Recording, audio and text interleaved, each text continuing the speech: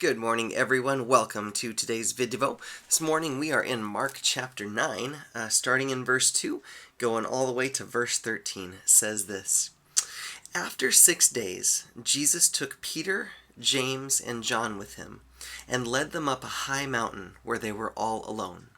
There he was transfigured before them. His clothes became dazzling white, whiter than anyone in the world could bleach them.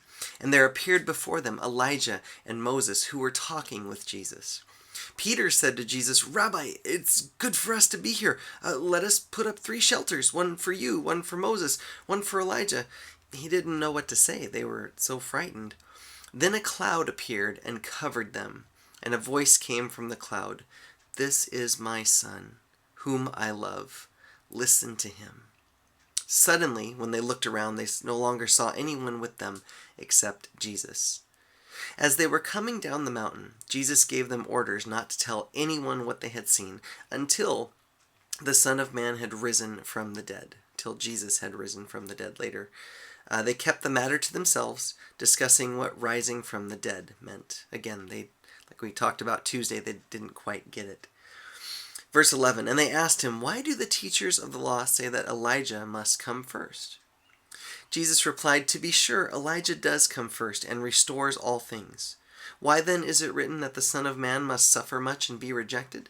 But I tell you, Elijah has come, and they have done to him everything they wished, just as it is written about him." And other gospel writers kind of put a note in there saying, okay, they realized Jesus was talking about John the Baptist. He was the Elijah who was to come. But let me ask you this. Imagine you were on that mountain with them when that happened. Imagine you had just experienced what we read about, like in person, just now. Imagine you had just been there and seen that glimpse of how glorious our Jesus is as the Son of God. How would you live the rest of today? What would your mindset be at work, with your family, in your free time? What would you do with the part where God says, "This is my Son, listen to him"? Would that drive you to some extra Bible time today to listen to Jesus' words? What would the rest of today be like if just now you had seen that? I pray you live today with that mindset and go find out.